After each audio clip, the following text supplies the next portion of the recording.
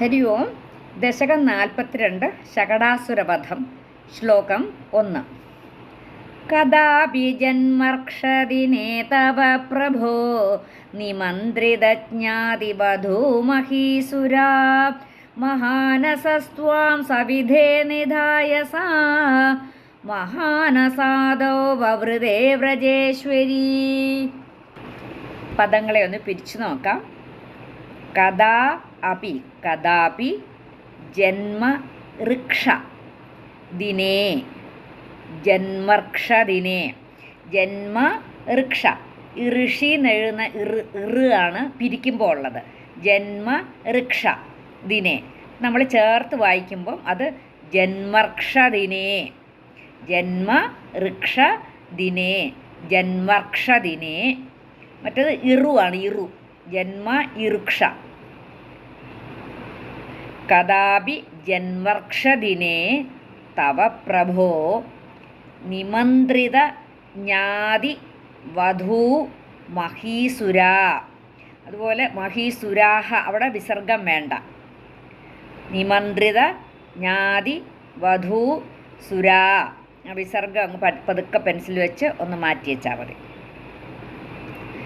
മഹാ അനസഹ ത്വാം മഹാ അനസഹ ത്വാം മഹാനസസ്ത്വാം മഹാനസസ്ത്വാം സവിധേ നിധായ സാ മഹാനസസ്ത്വാം സവിധേ നിധായ സാ മഹാനസാദൗ വവൃതേ വ്രജ ഈശ്വരി വ്രജേശ്വരി മഹാനസാദൗ വവൃതേ വ്രജേശ്വരി. കദാപി ജന്മർക്ഷദിനേ തവ പ്രഭോ നിമന്ത്രിതജ്ഞാതിവധൂമഹീസുരാ മഹാനസസ്ത്വാം സവിധേ നിധായ സാ മഹാനസാദോ വവൃതേ വ്രജേശ്വരീ. ദശകം 42 ശകടാസുരവധം. ശകട അസുരവധം ആ ഹെഡിങ്ങിൽ തന്നെയുണ്ട്. ശകടാസുരവധം എന്ന്. ശകടം എന്ന് പറഞ്ഞാൽ വണ്ടി. അപ്പോൾ വണ്ടിയുടെ രൂപത്തിൽ വന്ന മായാവിയായിട്ടുള്ള അസുരനെ വധിക്കുന്ന കഥയാണ് ഇതിനകത്ത് പറയുന്നത്. ഇത് ശ്രീമദ് ഭാഗവതം ദശമസ്കന്ധം 7-ാം അധ്യായത്തിൽ 4 മുതൽ ഈ 15 വരെയുള്ള ആ ശ്ലോകങ്ങളിൽ പ്രതിപാദിച്ചിരിക്കുന്ന കഥയാണ് ഈ ദശകത്തെ പറയുന്നത്. അപ്പോൾ യശോദ കൃഷ്ണനെ ഒരു ശകടത്തിനടുത്ത് കിടത്തിയിട്ട് പോകുന്നു എന്നാണ് ഭട്ടതിരിപ്പാട് പറയുന്നത്. അപ്പോൾ ആ അത് ഒരു ശകലം വ്യത്യാസമായിട്ടാണ് ഭാഗവതത്തിൽ പറയുന്നത്. അപ്പോൾ ഈ ശ്ലോകം 1-ൻ്റെ അന്വയവും അർത്ഥവും ഇതിലുള്ളത് ഞാൻ ആദ്യം പറയാം. എന്നിട്ട് ആ ഭാഗവതത്തിലെ കഥ ഒന്ന് ചുരുക്കി പറയാം. അന്വയം. ഹേ പ്രഭോ തവ കദാപി ജന്മർക്ഷദിനേ നിമന്ത്രിതജ്ഞാതി വധൂമഹീസുരാ സാ വ്രജേശ്വരീ ത്വാം മഹാനസഃ സവിധേ നിധായ മഹാനസാദൗ വവൃതേ. ഹേ പ്രഭോ അല്ലയോ പ്രഭോ അല്ലയോ ഗുരുവായൂരപ്പ തവ കദാപി ജന്മർക്ഷദിനേ തവ നിന്തിരുവടിയുടെ ഏതോ ഒരു പിറന്നാളിനെന്ന് ഭട്ടതിരിപ്പാട് പറഞ്ഞിരിക്കുന്നത് ഭട്ടതിരിപ്പാട് കൃത്യമായിട്ട് ആ പിറന്നാൾ ഏതെന്ന് മനസ്സിലാക്കാഞ്ഞിട്ടാണോ അതോ അതിലങ്ങനെ പറഞ്ഞാൽ മതിയെന്ന് തീരുമാനിച്ചിട്ടാണോ? ഏതായാലും ഒരു വയസ്സിന് മുമ്പുള്ള പിറന്നാളാണ്. സാധാരണ എന്താ ഈ പക്കപ്പിറന്നാൾ വരുമല്ലോ, മാസം തോറും നക്ഷത്രങ്ങൾ വരുമ്പം അത് ചിലരൊക്കെ ഇങ്ങനെ ആഘോഷിക്കാറുണ്ട്. വലിയ ആഘോഷമില്ലെങ്കിലും പക്കപ്പിറന്നാളിന് അമ്പലത്തിൽ കൊടുക്കുകയൊക്കെ ചെയ്യും നമ്മുടെ സാധാരണപ്പെട്ടവർ. ഏതായാലും പ്രഭോ നിന്തിരുവടിയുടെ ഏതോ ഒരു പിറന്നാളിന് നിമന്ത്രിതജ്ഞാതി വധൂമഹീസുര നിമന്ത്രിതജ്ഞാതി വധൂമഹീസുര സ്ത്രീകളും പുരുഷന്മാരുമായിട്ട് അനേകം ബന്ധുജനങ്ങളും ബ്രാഹ്മണരും ക്ഷണമനുസരിച്ച് വന്നു ചേർന്നപ്പോൾ സാ വ്രജേശ്വരി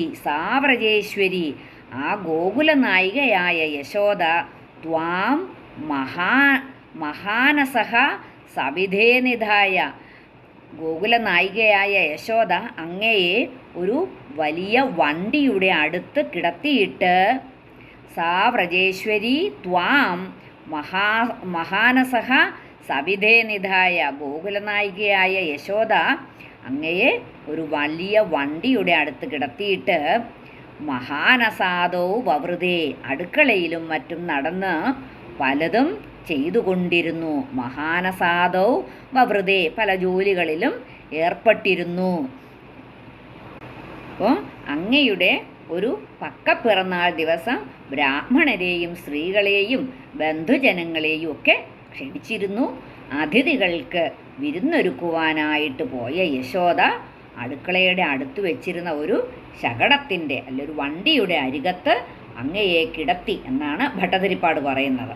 ആ വണ്ടിയുടെ ആ മേൽത്തട്ട് വളരെ വലിപ്പമുള്ളതായിരുന്നു എന്നുമാണ് ഭട്ടതിരിപ്പാട് പറയുന്നത്. ഭാഗവതത്തിൽ പറയുന്നത് ഈ 3 മാസം തികയുന്ന ജന്മ നക്ഷത്ര ദിവസത്തിൽ ഒരു ഉത്സവം കൊണ്ടാടാറ് പതിവുണ്ട്. അത് ഉണ്ണിക്കണ്ണനും അങ്ങനെ നിശ്ചയിച്ചിരുന്നു. ഉണ്ണിക്കണ്ണന് 3 മാസം തികയുന്ന ജന്മനക്ഷത്രത്തിൽ ഒരു ഉത്സവം കൊണ്ടാടണമെന്ന് നിശ്ചയിച്ചിരുന്നു.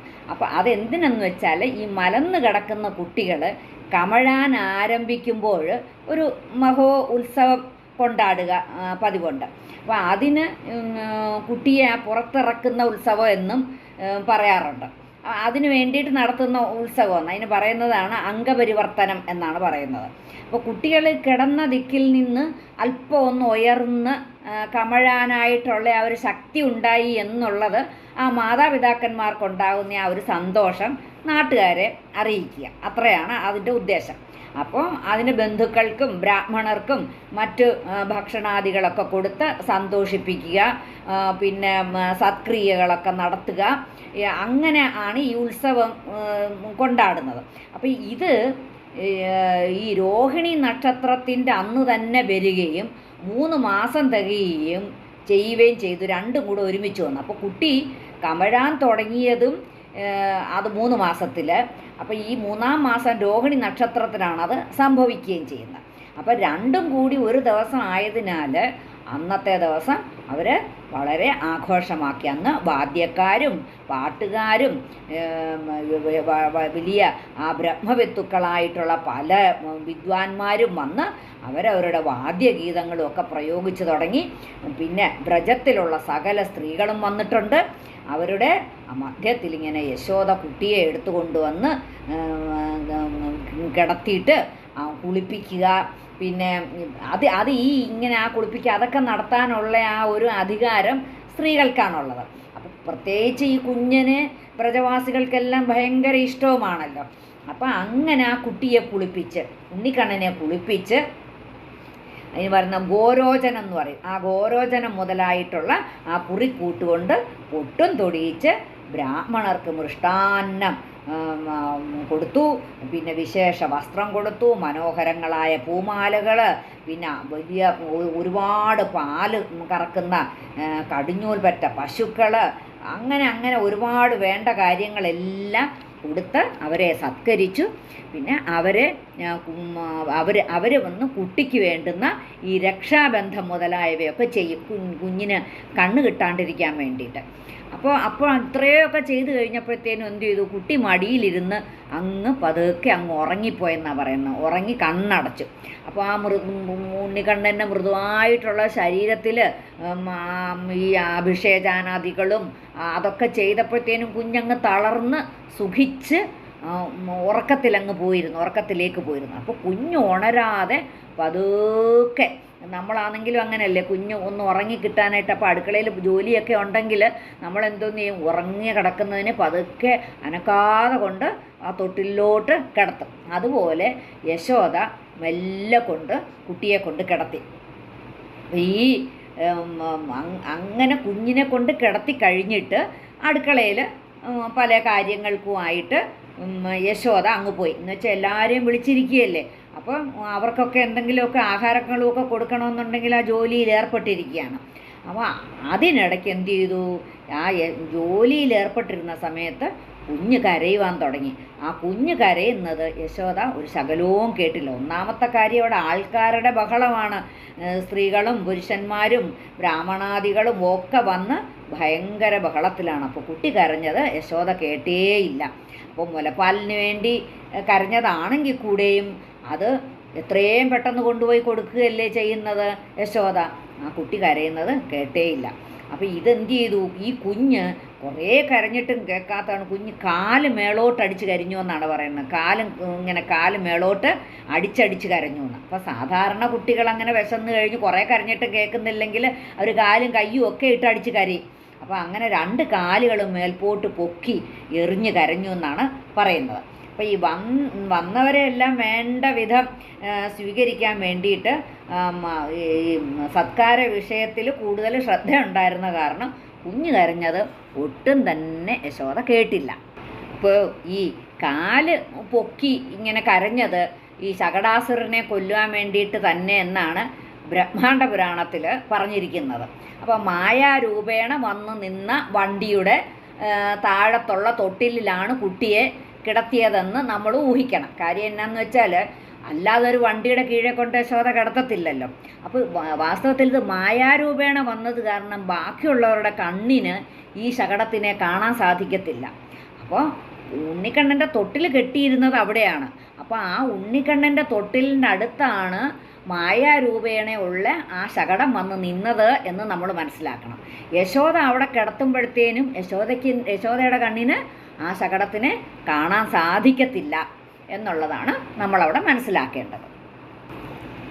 കഥാപി ജന്മർക്ഷദിനേ തവ പ്രഭോ നിമന്ത്രിതജ്ഞാതിവധൂമഹീസുരാ മഹാനസസ്ത്വാം സവിധേ നിധായ സാ മഹാനസാദൗ വവൃതേ വ്രജേശ്വരീ.